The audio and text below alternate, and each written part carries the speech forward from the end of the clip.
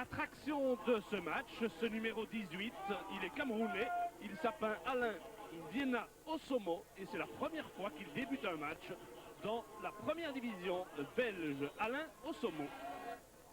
Coup de tête de Arnold, c'est un de ses points forts, le pied levé bien haut, la part Milosevic, Van der Smissen, puis de Flandre qui tente d'intervenir, il le fait d'ailleurs remarquablement, là de Flandre, dont le centre arrive directement sur la tête et au fond des filets. Une magnifique reprise de la tête. Je pense que c'est Godefroy qui était là. Et voilà le coup occupe le Liégeois. Alors avec le Liégeois qui mène déjà 0-1 sur sa première action, remarquablement bien menée par De Flandre sur le côté droit, le centre parfait. Et 0-1 donc pour Liège après 2 minutes. La romance avec Williams. Emmène le ballon, c'est pas mal fait. Bien positionné là aussi de Sarr, la relance approximative. Camus fait sauter la balle vers Osomo. Le Camerounais face à De Flandre, bon crochet. Il devrait tirer peut-être. Non, il préfère chercher un appui avec Terry qui dirait mais idéalement la balle. Osomo qui marque. Ouais, bien pour son premier match en Division 1. Ce Camerounais n'avait jamais joué. Après 13 minutes, sa première action, il a été cherché de 1-2 avec Patrick Terré, une action nette limpide. Quel début fracassant en Division 1 pour Alain Viena Osomo de son nom complet. Un but partout. Osomo. Le Royal Club liégeois hérite d'un coup franc excessivement dangereux dans l'axe début de Rosé. Il y a quelques bons frappeurs, Milosevic non. C'est Tessard qui donne ça, magnifique sur le montant. Quel manque de chance. Thierry Rouir essaie de trouver Roubaix Nilsson. Le contre est favorable à Roubi, c'est le break et il tire mais pas très bien. Acceptons tout de même de reconnaître que là le compte a fait une détente décisive, mais Roubi aurait dû faire mieux. On rejoue depuis 3 minutes, coup franc pour le RWDM. C'est Terré qui va donner ça.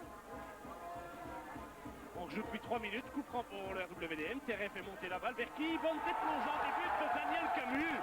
Quel beau but de Daniel Camus. Je crois que c'est une grande première pour ce jeune garçon qui est la révélation un peu de la saison à Molenbeek et qui n'avait jamais marqué en Division 1. C'est fait et il met Molenbeek au commandement.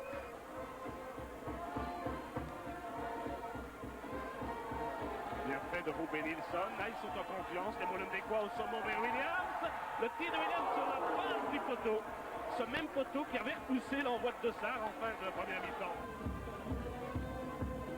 Voilà maintenant Godefroy qui écarte le jeu un maximum, qui tente de centrer vers qui? Vers Arnold. Dans toutes les positions, il peut frapper. Oh, quel beau tir sur le montant! Oh, c'est Abetz qui a fait ça. 2 montants à 1 pour Liège. Mais au marquoir, c'est 2-1.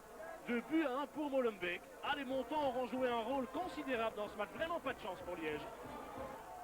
Et depuis 10 grosses minutes, c'est toute l'équipe liégeoise qui campe dans le camp molenbeekois pour essayer d'arracher cette égalisation.